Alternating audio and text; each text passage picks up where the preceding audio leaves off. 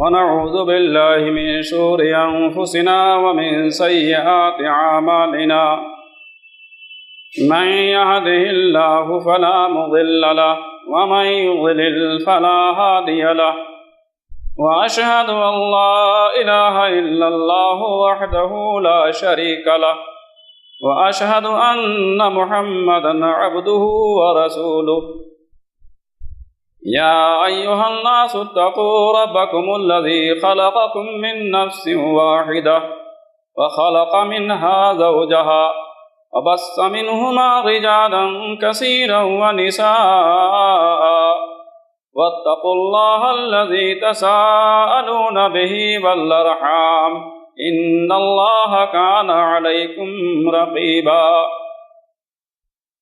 يا أيها الذين آمنوا اتقوا الله حق تقاته ولا تموتن إلا وأنتم مسلمون يا أيها الذين آمنوا اتقوا الله وقولوا قولا سديدا يصلح لكم أعمالكم ويغفر لكم ذنوبكم ومن يطع الله ورسوله فقد فاز فوزا عظيما أما بعد فإن خير الحديث كتاب الله وخير الهدي هدي محمد صلى الله عليه وسلم وشر الأمور محدثاتها وكل محدثة بدعة وكل بدعة ضلالة وفي رواية وكل ضلالة في النار. قال الله تبارك وتعالى في كتابه الكريم أعوذ بالله من الشيطان الرجيم بسم الله الرحمن الرحيم اقرأ باسم ربك الذي خلق خلق الإنسان من علق اقرأ وربك الأكرم الذي علم بالقلم علم الإنسان ما لم يعلم. وقال النبي صلى الله عليه وسلم إذا مات الإنسان انقطع عنه عمله إلا من ثلاث إلا من صدقة جارية أو علم ينتفع به أو ولد صالح يدعو له رواہ الترمذی. محترم اسلامی بھائیوں، نوجوانوں اور عزیز بچوں، دنیا میں 3 قسم کے رشتے ہوتے ہیں. ایک خاندانی اور خونی رشتہ، دوسرے علمی رشتہ اور تیسرے اسلامی رشتہ. لیکن ان تینوں رشتوں میں اسلامی رشتہ عام ہے اور پوری کائنات کو گھیرے ہوئے ہے. رب کائنات کا ارشاد ہے انما المؤمنون اخوۃ. دنیا کے سارے مسلمان مرد و عورت ایک دوسرے کے بھائی اور بہن ہیں. میرے بھائیوں، میں اسی اسلامی رشتے کو لے کر کے آپ تک حاضر ہوا ہوں. میں بتلا دوں کہ آج ہمارے ناصر بھائی چاؤش نے مجھے فون کیا کہ مجھے یہاں پر درس دینا ہے، تو مجھے بڑی خوشی ہوئی، کیونکہ میں چاہتا ہوں کہ میں اللہ کا پیغام اللہ کے بندوں تک پہنچاؤں. میرے بھائیوں، عرض کر دوں کہ میں یو پی ضلع بلرام پور کا رہنے والا ہوں اور میں مدھیہ پردیش کی راجدھانی بھوپال میں 25 سال سے مقیم ہوں. جب میں نے وہاں کے حالات کا جائزہ لیا تو میں نے دیکھا کہ وہاں تقریباً 700 مساجد ہیں، لیکن اہل حدیث مسجد صرف ایک ہے. تو میں نے سوچا کہ میں یہاں پر کسی اسلامی مدرسے کی بنیاد ڈالوں تاکہ یہاں سے کتاب و سنت کی تعلیم کو عام کیا جائے. تو میں نے اللہ کے فضل و کرم سے غار حرا کے نام سے وہاں پر مدرسے کی بنیاد ڈالی. اس میں تعلیم و تعلم کا سلسلہ شروع ہو گیا اور ابھی 1 سال قبل اس ادارے نے 4800 اسکوائر فٹ زمین کا سودا کیا ہے تاکہ ہم کتاب و سنت کی تعلیم کو اور عام کر سکیں۔ اسی سلسلے میں یہاں تک آنا ہوا تھا اور میں آپ کے پاس اسلام کو پیش کرنے کے لیے حاضر ہو گیا۔ میرے بھائیوں، ابھی میں نے جن آیات کی تلاوت کیا ہے ان کا تعلق علم سے ہے۔ یوں تو بہت سارے مضامین ہیں اور کسی بھی مضمون پہ خطاب ہو سکتا ہے، لیکن میں نے علم کے موضوع کو اہمیت دیا اور مقدم کیا۔ اس کی بہت ساری وجوہات ہیں۔ ایک وجہ یہ ہے کہ رب کائنات نے بھی علم کے مضمون کو مقدم کیا ہے، اور دوسری وجہ یہ ہے کہ میں آپ کے مہاراشٹر کے اکثر مقامات پہ گیا، لیکن ہم نے دیکھا کہ بہت سے مقامات ایسے ہیں کہ وہاں ہمارے بچوں کے لیے دینی تعلیم کا نظم نہیں ہے۔ اگر آپ پورے مہاراشٹر کا جائزہ لیں گے تو آپ کو صرف منصورہ ملے گا، مالیگاؤں جہاں مکمل تعلیم کا نظم ہے، اس کے علاوہ آپ کا پورا مہاراشٹر خالی ہے۔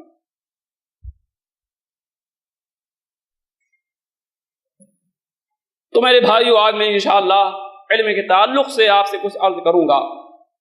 دعا ہے کہ اللہ تعالیٰ مجھے صحیح بات کہنے کی اور مجھ کو اور آپ سب کو ان تمام صحیح باتوں پر عمل کرنے کی توفیق عطا فرمائے، آمین۔ نبی صلی اللہ علیہ وسلم نبی بنائے جانے سے پہلے مکہ کی مشہور پہاڑی حرا میں اللہ کی عبادت کیا کرتے تھے۔ اچانک ایک دن ایک شخص آتا ہے اور نبی صلی اللہ علیہ وسلم سے کہتا ہے اقرا،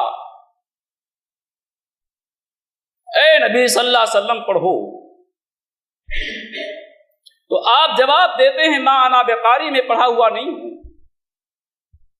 تو بخاری کی روایت بتلاتی ہے کہ اس شخص نے نبی صلی اللہ علیہ وسلم کو سینے سے لگا کر کے زور سے دبا کر کے چھوڑ دیا اور کہا اقرا اے محمد صلی اللہ علیہ وسلم پڑھو۔ آپ نے پھر وہی جواب دیا ما انا بقاری، میں پڑھا نہیں، میں کیا پڑھوں، میں مجھے پڑھنا نہیں آتا ہے۔ تو فرشتے نے تیسری بار پھر آپ کو سینے سے لگا کر کے دبا کے چھوڑ دیا، کہا اقرا محمد صلی اللہ علیہ وسلم پڑھو۔ آپ کا پھر وہی جواب تھا میں پڑھا ہوا نہیں ہوں۔ تو جبریل امین نے انہی آیات کی تلاوت کیا جن کو میں نے ابھی ابھی پڑھا ہے۔ غور کریں آپ کہ رب کائنات نے 6666 آیتوں میں علم کی آیت کو مقدم کیا، اور اللہ کی زبان سے جو سب سے پہلا لفظ نکلا جو نبی سے کہلوایا وہ تھا اقرا محمد صلی اللہ علیہ وسلم پڑھو۔ وجہ کیا ہے کہ اللہ تعالیٰ نے تمام احکام کو چھوڑ کر کے علم کے حکم کو مقدم کیا، اس چیز کو بتلانے کے لیے کہ علم کے بغیر انسان کوئی بھی ترقی نہیں کر سکتا ہے۔ جس کے پاس علم نہیں ہے اس کے پاس کچھ بھی نہیں ہے۔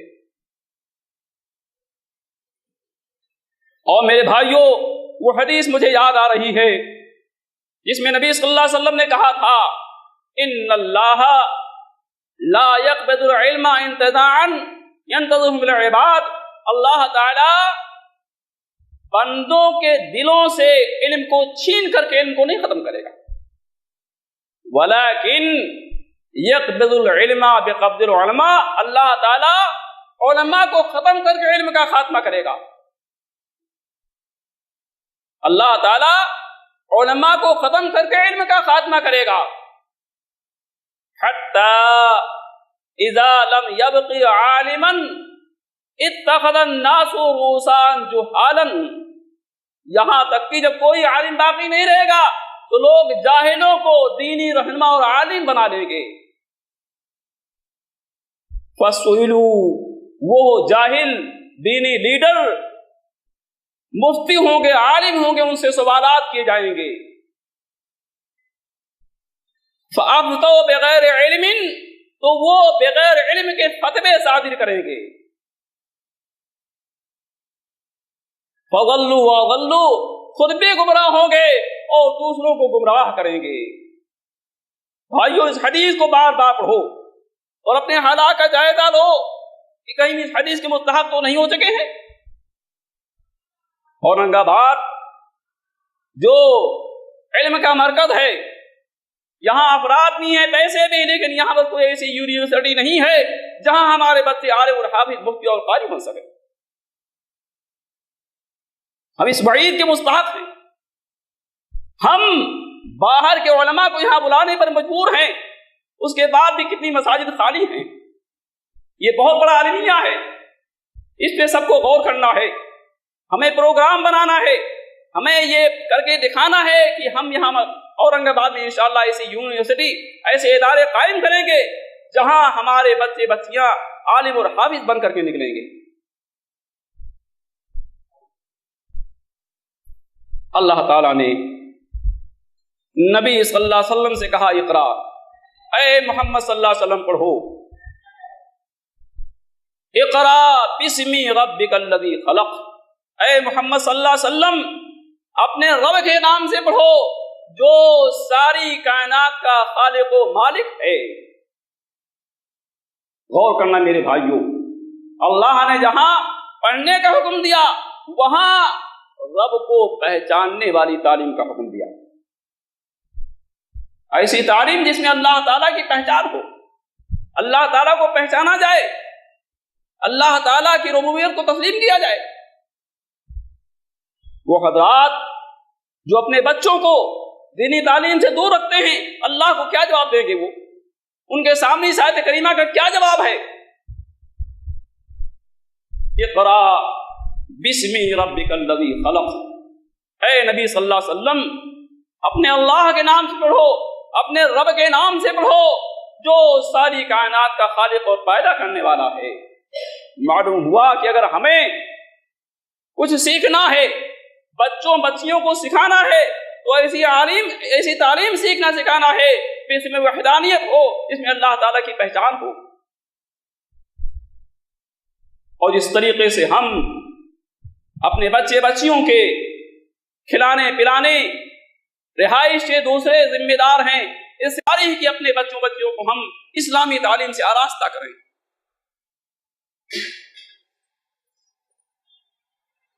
خلق الانسان من علق، اللہ تعالیٰ نے انسان کو خون کے لوتھڑے سے پیدا کیا. یہاں ہماری پیدائش کی حقیقت بتائی گئی کہ ہم ہیں کیا، ہماری کوئی حقیقت نہیں. یا ایھا الانسان ما غرک بربک الکریم الذی خلقک فسواک فعدلک فی ای صورت ما شاء رکبک. اے انسان، تجھے کس چیز نے دھوکے میں ڈال رکھا ہے؟ تو اللہ تعالیٰ کو یاد کر جس نے تجھے بنایا اور ٹھیک ٹھاک بنایا اور مخلوق سب سے اچھا بنایا. اقرا وربک الاکرم، اے نبی صلی اللہ علیہ وسلم پڑھو اور آپ کا رب سب سے محترم اور سب سے معظم ہے. یہاں پھر اللہ تعالیٰ نے پڑھنے کا حکم دیا. الذی علم بالقلم، اللہ وہ ہے جس نے قلم کے ذریعے سے لکھنا سکھایا. آیات پہ غور کیجیے آپ. رب کائنات پڑھنے کے ساتھ ساتھ لکھنے کا بھی حکم دے رہا ہے. وہ تعلیم جس میں کتابت نہ ہو، صحافت نہ ہو، وہ تعلیم ناقص سے مکمل نہیں ہے.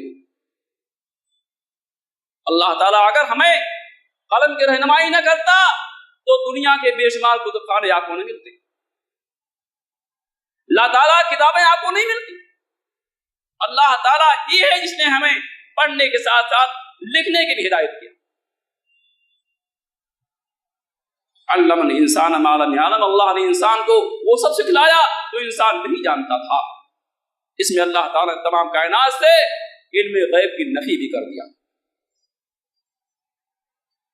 آج بہت سے لوگ جو قرآن کا مطالعہ نہیں کرتے ہیں، جن کو قرآن سے مطلب نہیں ہے، وہ بہت سے لوگوں کے لیے علم غیب ثابت کرتے ہیں. اللہ کیا کہتا ہے؟ علم الانسان ما لم يعلم، जितनी भी तालीम है अल्लाह ताला की है, किसी की भी हो, बड़े से बड़ा नबी हो, वली हो, शहीद हो, कोई भी हो, सारे उलूम अल्लाह ताला के अता करता है। आप कुरान अजीज पढ़ो, कुरान हकीम का मुताला करो, बहुत से वाक़यात आपको मिलेंगे। यूसुफ का वाक़या मिलेगा, इब्राहिम का वाक़या मिलेगा, लूत का वाक़या मिलेगा, शुएब का वाक़या मिलेगा। अल्लाह ने हर जगह कहा है कि नबी सल्लल्लाहु अलैहि वसल्लम ने आपको बताया, फिर आपको इसका इल्म हुआ।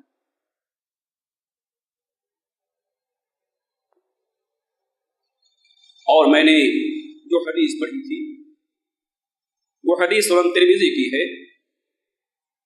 आप फरमाते हैं, इज़ा मातल इंसानु इनक़ता अन्हु अमलुहु इल्ला मिन सलास। इंसान जब मर जाता है तो मरने के बाद तमाम आमाले स्वालिहा का सवाब मिलना बंद हो जाता है। हमने जितनी नेकियां की थी, मरने के साथ नेकियों का सवाब खत्म। लेकिन 3 नेकियां ऐसी हैं कि मरने के बाद भी उनका सवाब मिलता रहता है। इल्ला मिन सदक़तिन जारियतिन। पहली नेकी है सदक़े जारिया, यानी अगर इंसान ने दुनिया में कोई ऐसा काम किया जो आम मुसलमानों के लिए हो, आम पब्लिक के लिए हो, और उसकी नीयत ठीक हो, उसकी नीयत अल्लाह ताला की रज़ामंदी खुशनौदी हो, तो मरने के बाद जब तक कोई चीज बाकी है उसको उसका सवाब मिलता रहेगा। मिसाल के तौर पर कोई आम रास्ता है जहां लोगों को पानी नहीं मिलता है, लोग प्यासे रहते हैं, आपने वहां नल लगवा दिया, कुआं खुदवा दिया और लोग पानी पी रहे हैं, तो जब तक लोग पानी पीते रहेंगे आपको उसका सवाब मिलता रहेगा। ऐसे ही अगर कहीं पर तालीम का नज़्म नहीं है, आपने वहां पर किसी मदरसे की बुनियाद डाल दिया, लोग वहां इल्म को सिखा रहे हैं, जब तक मदरसा बाकी है, जब तक पढ़ाने वाले हैं, आपको उसका सवाब मिलता रहेगा। तो पहली नेकी कि मरने के बाद भी हम सवाब पाते रहेंगे, वो है सदक़े जारिया। और दूसरी नेकी और इल्मिन युंतफ़उ बिही, ऐसा इल्म कि उससे फायदा उठाया जाए। मेरे भाइयों याद रखना, 2 किस्म का इल्म है। एक ऐसा इल्म जिससे हम अल्लाह ताला को पहचान सके, अल्लाह के अहकाम को पहचान सके, और दूसरा इल्म कि हमें अल्लाह ताला से दूर किया जाए, हमें इस्लाम से हटाया जाए, हमें बेहया और बदअखलाक बनाया जाए। हम इस हदीस के ज़िम्न अपने मदारिस और स्कूलों सबका जायजा ले सकते हैं कि कहां कहां पर हमें इस्लाम की सही तालीम मिलती है और कहां कहां हमारे बच्चों को बददीन बनाया जा रहा है। तो ऐसा इल्म कि अगर हमने जिंदगी में उस इल्म को सीखा है या अपनी औलादों को सिखाया है, अगर हम मर गए हैं तो मरने के बाद उसका सवाब मिलता रहेगा। मिसाल के तौर पर आपने किसी इदारे में हदीस और तफसीर की किताबें रखवा दी ताकि लोग उसको पढ़ें, लोग उसको सीखें सिखाएं, और आप दुनिया से चले गए, आपका खात्मा हो गया, तो जब तक वो किताब बाकी है, जब तक उससे फायदा हो रहा है, तब तक आपको उसका सवाब मिलता रहेगा। ऐसे ही अगर आपने कहीं पर मस्जिद बनवा दिया या आपने मस्जिद में कुछ पैसा दे दिया, उस मस्जिद में इबादत हो रही है, अल्लाह ताला का जिक्र अस्कार हो रहा है, तो जब तक वो मस्जिद बाकी, आप सवाब की मुस्ताक होते रहेंगे।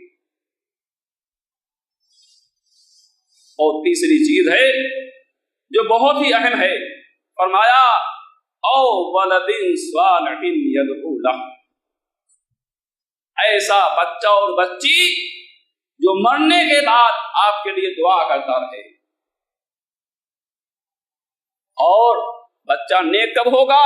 दुआ को करेगा उसको आप इस्लाम और उसको आप किताब और सुन्नत की तालीम देंगे। आप अंबिया इकराम के वाक़यात पढ़ो, सहाबे इकराम की जिंदगी का मुआयना करो, सहाबे इकराम ने अपने बच्चों को क्या सिखाया था, बच्चों को कौन सी तालीम दिया था। एक वाक़या बताऊं मैं आपको, ایک بہت بڑے محدث اور بہت بڑے صاحب حیثیت ایک دن اپنے استاد محترم سے ملے تو بڑے غمگین، بڑے رنجیدہ۔ استاد محترم نے پوچھا کہ آخر آج تم غمزدہ اور رنجیدہ کیوں دیکھ رہے ہو؟ تو بولا جناب والا میری بیوی کا انتقال ہو گیا، بڑا پریشان ہوں میں۔ تو بولے جاؤ میں اپنی بچی سے تمہارا نکاح کر دیتا ہوں، میں اپنی بچی سے تمہارا نکاح کر دیتا ہوں۔ بولے آپ مجھ سے کیوں مذاق کر رہے ہیں؟ آپ کے پاس کتنے بڑے بڑے نوابوں رئیسوں کے پیغام ہے، آپ نے سب کو منع کر دیا، مجھ سے شادی کر دو گے؟ بولے ہاں میں اپنی بچی سے تمہارا رشتہ کر دوں گا۔ اس کے بعد کتوں کو بلایا اور سب کے سامنے نکاح کر دیا۔ جب شام ہوئی تو بچی کو داماد کے گھر چھوڑنے گئی۔ دیکھو آپ بہت سی چیزیں ہمیں قابل غور ہیں، ہمیں بہت ساری نصیحتیں اس واقعہ کے اندر ہیں۔ اپنی بچی کو لے کر کے داماد کے گھر پہنچتے ہیں تو دروازہ بند تھا۔ جب دروازہ ٹھوکا معلوم ہو کوئی آیا ہے تو وہ گھر میں زیتون اور روٹی کھا رہے، جلدی چھپا دیا۔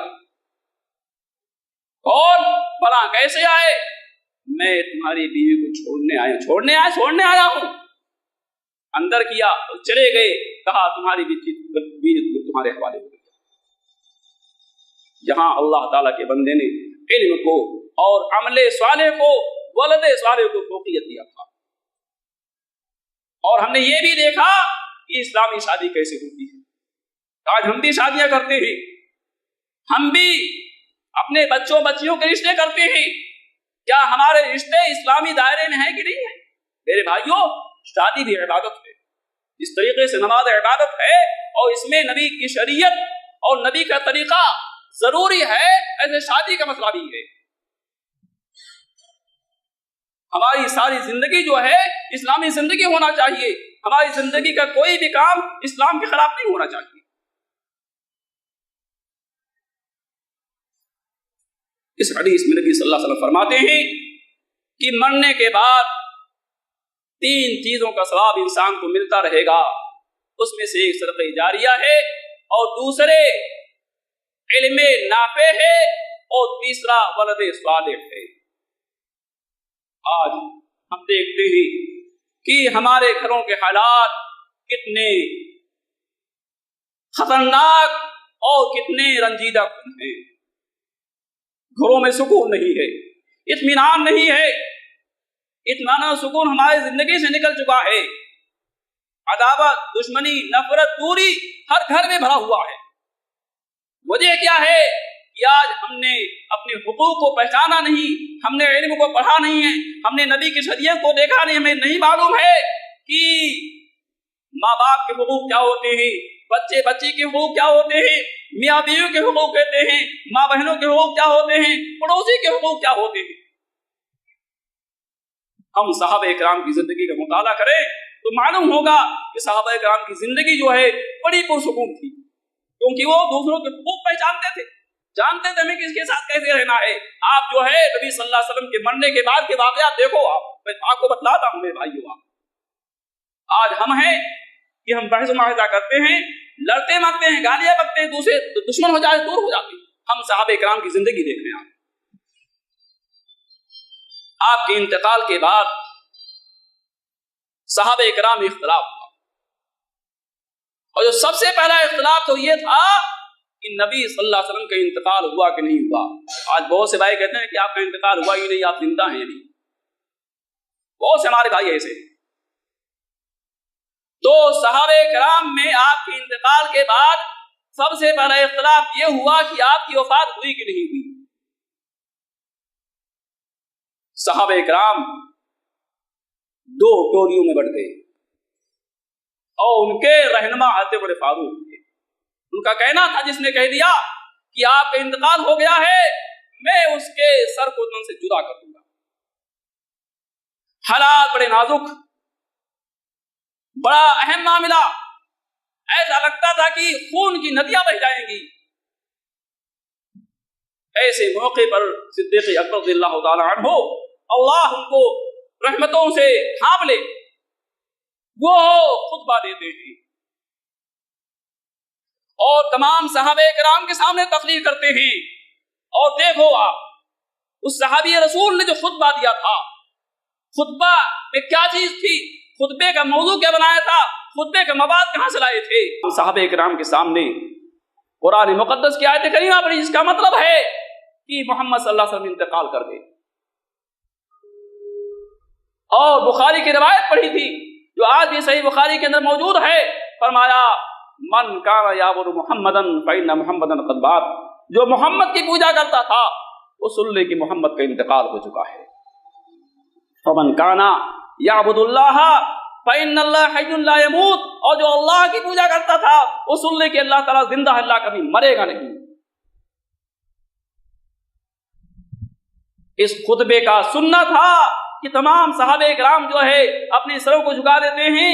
सिद्दीक अकबर जो है, हज़रत उमर के फारूक, हज़रत उमर भी सिद्दीक अकबर के फैसले को मान लेते हैं। यहाँ दो चीजें हैं। पहली चीज तो ये कि सिद्दीक अकबर ने उस खुतबे में किताब और सुन्नत को पेश किया था, कुरान और हदीस को दलील बनाया था और हमें बतलाया था कि मुसलमानों तुम हर मौजू पर, हर मौके पर किताब और सुन्नत को दलील बनाओगे।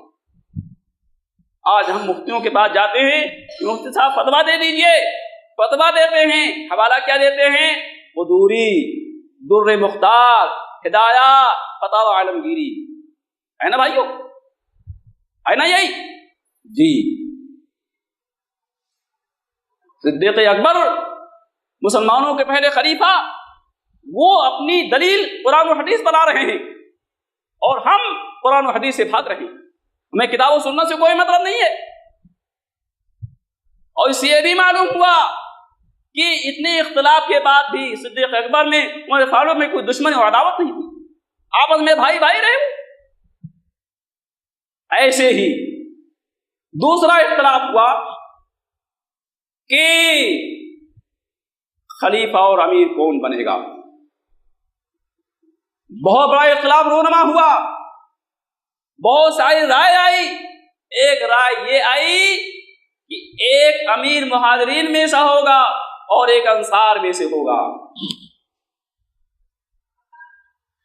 लेकिन याद रखो, जहां भी दो हाकिम होंगे वहां बदनज़मी होगी, निजाम चल नहीं सकता है। हालात बड़े नाजुक, वहां भी सिद्दीक अकबर ने हिम्मत का मुजाहिरा किया और फरमाया, नबी सल्लल्लाहु अलैहि वसल्लम की हदीस है, अल अइम्मतु मिन कुरैश, मुसलमानों का अमीर जो है, इमाम जो है, कुरैश खानदान का होगा। इस दलील ने तमाम सहाबे किराम को मस्कूत कर दिया और तमाम सहाबे किराम ने सिद्दीक अकबर को अपना खलीफा और अमीर बना दिया। यहां भी इख्तिलाफ हुआ, लेकिन जवाब आने के बाद, दलील मिलने के बाद सब दूसरे के भाई भाई हो गए, सारा इख्तिलाफ खत्म हो गया। तो कहने का मकसद ये है कि हमें हर मौके पर हमें किताब और सुन्नत को देखना है, कुरान और हदीस को हमें देखना है, हमें उसी में सुकून है, उसी में इत्मीनान है। और तीसरी चीज जो मरने के बाद हमारे काम आएगी वो है वलद सालेह, नेक लड़का जो मरने के बाद भी वालिदैन के हक में दुआएं करता रहे। मेरे भाइयों, इल्म, और वो भी ऐसा इल्म जो इल्म किताब और सुन्नत पर मुश्तमिल हो, जिसमें अल्लाह और रसूल की मार्फत और उनकी रज़ा बतलाई जाए, वह इल्म असल है। नबी सल्लल्लाहु अलैहि वसल्लम ने फरमाया, तलबुल इल्म फरीज़तुन अला कुल्लि मुस्लिम, इल्म दीन का हासिल करना हर मुसलमान मर्द और औरत पे फर्ज है। और खुद नबी सल्लल्लाहु अलैहि वसल्लम ने 40 साल की उम्र में इल्म सीखा था, जिससे मालूम होता है कि इसका कोई वक्त नहीं है। ये जो महफिल आपने सजाई है, ये भी सीखने सिखाने की महफिल है। और ऐसे लोग बड़े खुशनसीब हैं। आपकी हदीस है कि अगर किसी जगह अल्लाह के बंदे जमा होते हैं ताकि इल्म को सीखें और सिखाएं, तो वहां पर अल्लाह ताला के फरिश्तों का नुज़ूल होता है। वहां अल्लाह ताला के फरिश्ते आते हैं और उनको ढांप लेते हैं, उनके लिए रहमत की दुआएं करते हैं और अल्लाह ताला मले आला के फरिश्तों में ऐसे लोगों का जिक्र करता है। تو کسی بھی طریقے سے علم کا سکھانا ہو وہ تمام کا تمام اسلام کو مطلوب ہے۔ اور آپ لوگ نبی کی سیرت دیکھیں، جب آپ مکہ سے مدینہ گئے تو آپ نے سب سے پہلے مسجد نبوی کی بنیاد رکھا اور وہاں صفہ نام کا چبوترا بنوایا تاکہ وہاں پر علم دین کو سیکھا اور سکھایا جائے۔ اور تمام صحابہ کرام کی زندگی دیکھ لو، تمام صحابہ کرام کی حالات کو دیکھ لو کہ تمام صحابہ کرام ہمیشہ آپ کے ساتھ علم دین کے سیکھنے سکھانے میں لگے رہتے تھے۔ اور نبی صلی اللہ علیہ وسلم کی حدیث ہے، آپ فرماتے ہیں جس شخص نے علم کو سیکھا اس سے سوال ہوا لیکن علم کو چھپا لیا تو اسے قیامت کے دن آگ کی لگام پہنائی جائے گی۔ اگر آپ کو کچھ معلوم ہے تو ہمیں چھپانا نہیں ہے، اللہ تعالیٰ کے بندوں کے سامنے اس کو پیش کرتے رہنا ہے۔ اور نبی صلی اللہ علیہ وسلم کی حدیث آپ فرماتے ہیں اگر کسی بچے یا بچی نے قرآن حکیم کا حفظ کر لیا، قرآن حکیم کو سینے محفوظ کر لیا، تو اس کے ماں باپ کو قیامت کے دن تاج پہنایا جائے گا جس کی روشنی سورج سے زیادہ ہوگی، اور وہ بھی ایسے موقع پر جبکہ آپ سورج کو کسی کمرے میں بند کر دیں تو اس وقت جو سورج کی روشنی ہو سکتی ہے اس سے زیادہ اس تاج کی روشنی ہوگی جو قیامت کے دن بچے اور بچی کے والدین کو پہنایا جائے گا۔ میرے بھائیوں، آج ہمیں علم دین کو سیکھنے سکھانے کی بہت ہی زیادہ ضرورت ہے۔ اس کے بہت سارے طریقے ہیں۔ ایک طریقہ تو یہی جو ہم نے یہاں متعین کیا ہے، اور اس سے اہم طریقہ ہے ایسے مدرسے کا قیام، ایسے ادارے کا قیام جہاں پر بچے بچیوں کو عالم و حافظ، مفتی، قاری، محقق اور مفسر و محدث بنایا جائے۔ آج ہم بچوں بچیوں کو یہاں سے باہر بھیجنے میں مجبور ہیں۔ کتنے بچے بچیاں ہیں جو علم سیکھ نہیں سکتے ہیں، وہ اسلامی تعلیم سے محروم ہے۔ اس کے مجرم ہم ہوں گے، ہمیں اللہ تعالیٰ کے سامنے اس کا جواب دینا پڑے گا۔ اور اللہ تعالیٰ نے اپنے حبیب کے بارے میں کہا، اللہ وہ ہے جس نے آپ کو ان پڑھوں میں نبی بنا کر کے بھیجا، جو نبی ان کے سامنے قرآن حکیم کی تلاوت کرتا ہے، حکمت کی تعلیم دیتا ہے، ان کو گناہوں سے پاک و صاف کرتا ہے۔ یہاں اللہ تعالیٰ نے نبی صلی اللہ علیہ وسلم کی بعثت کا مقصد بتلایا۔ آپ کی بعثت کا دو مقصد، پہلا مقصد قرآن و حدیث کی تعلیم، اور دوسرا مقصد ان کو گناہوں سے پاک و صاف کرنا۔ تو ہر انسان کو، ہر مسلمان کو اس پہ غور کرنا ہے، اس کا بار بار مطالعہ کرنا ہے، اور ہمیں اس آیت کی روشنی میں عمل کر کے دنیا کو دکھلانا ہے۔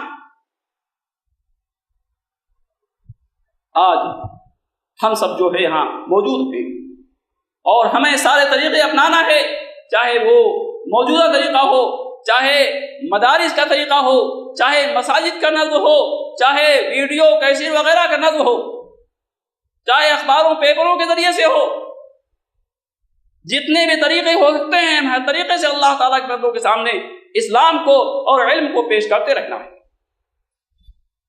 میرے بھائیوں، آج علم کے سیکھنے سکھانے کے بہت سارے مراکز ہیں، بہت سارے مدارس ہیں، اور بہت ساری سہولتیں ہو گئی ہیں۔ اگر ہم پرانے زمانے کی طرف جائیں گے، ہم صحابہ کرام کی زندگی کو دیکھیں گے تو معلوم ہوگا کہ انہوں نے علم دین کے سیکھنے کے لیے کتنی مشقتیں اور کتنی تکلیفیں برداشت کی تھیں۔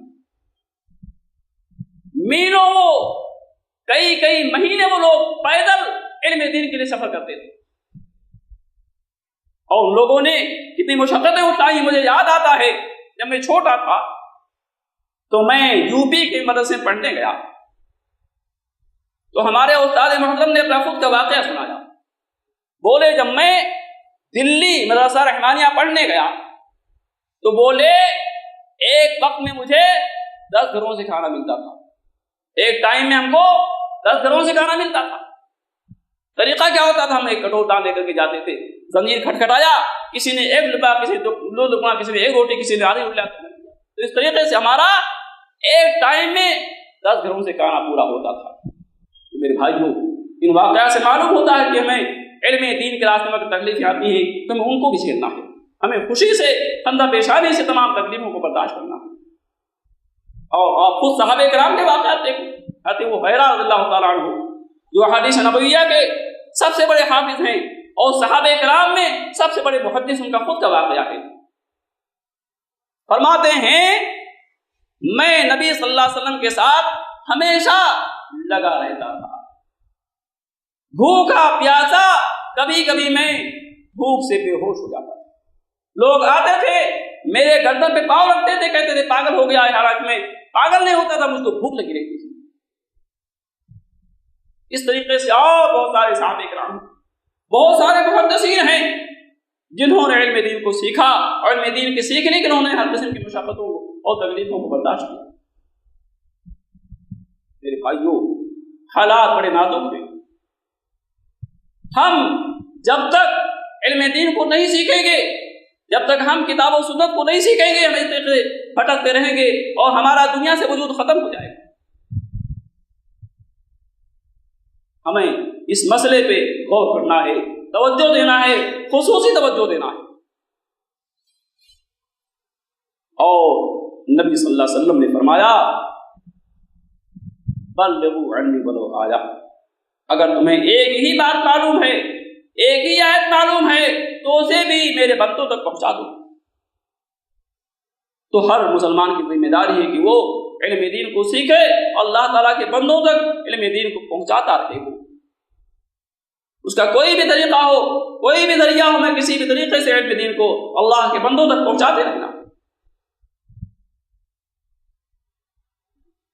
میرے بھائیوں، یہ محفل جو آپ نے سجائی ہے یہ بہت ہی اہم ہے، اس کی بہت بڑی اہمیت ہے، بہت ہی مبارک ہے اور بہت ہی بامقصد ہے.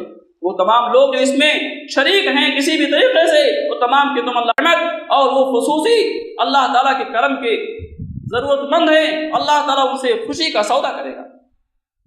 ہمیں اس پر جمے رہنا ہے، ہمیں اس محفلوں کو قائم کرنا ہے، اللہ کے بندوں کو لانا ہے اور ہمیں ان سب کے سامنے اللہ کے پیغام کو، اللہ کے دین کو پیش کرتے رہنا ہے. آج ہم دیکھتے ہیں کہ ہمارے بہت سے بھائی ہیں جو علم تو سیکھتے ہیں لیکن ایسا علم ہی جو خالص کتاب و سنت پہ مبنی ہو. میں بتلا دوں کہ میں ایک جگہ پڑھنا گیا، یو پی میں ایک جگہ ہے ہتھوڑا، ضلع مادہ میں. قاری صدیق صاحب بہت مشہور عالم تھے اور بہت بڑے ولی تھے، وہ میرے استاد تھے. میں وہاں جب پڑھنے گیا تو ایک کتاب ہے ہدایہ، ہدایہ اولین اور ہدایہ اخیرین. تو اس وقت جب میں پڑھنے گیا تو میں عربی کو سمجھنے لگا تھا. تو ہدایہ اولین جو پڑھاتے تھے مولانا نفیس اکبر صاحب تھے. تو ہدایہ اولین جو کتاب ہے بتلا دوں آپ کو کہ جیسے یہ قرآن کریم ہے تو یہ جو اصل عربی ہے یہاں لکھا ہوئی ہے اور اس کے کنارے کنارے جو ہے حدیثوں کی تخریج تھی. انہوں نے جو حدیثیں دلیل میں پیش کی تھی اس کے حاشیے پر وہ حدیثیں لکھی ہوئی تھی اور یہ بھی لکھا تھا کہ حدیث کیسی ہے، صحیح ہے کہ ضعیف ہے کہ موضوع کی باطل ہے. آپ اس کو غور سے سنیے میرے بھائیو. اور اس کا نام تھا درایا احادیث الہدایہ، اس کے لکھنے والے ہیں علامہ ابن حجر. تو میں جب اس کتاب کو پڑھنے لگا تو میں نے دیکھا کہ اس کی بہت ساری دلیلیں ضعیف اور کمزور ہیں. میں تعجب میں پڑ گیا کہ ایک طرف تو ہمارے محترم جو ہے، ہمارے استاد محترم جو ہے، اس مسلک کو کہتے ہیں کہ کتاب و سنت میں مبنی ہے، صحیح ہے، اسی کتاب میں لکھا کہ حدیث اور دلیل کمزور ہے. آپ لوگ خود پڑھو، خود آپ لوگ اس کتاب کو حاصل کرو، ہدایہ اولین اور اخیرین. اس کے حاشیے پہ آپ کو حدیث لکھی ہوئی ملے گی، جو حدیثیں دلیل میں دی گئی حدیثیں لکھی ہوئی ہیں. ایک چیز اور بتا دوں آپ کو، फज़ाइल अमाल, आप लोग उसको ही पढ़ो। फज़ाइल अमाल में जो हदीसें लिखी हैं, अरबी में लिखा है कि हदीस कहाँ है और कैसी है, लेकिन तर्जुमा छोड़ दिया है।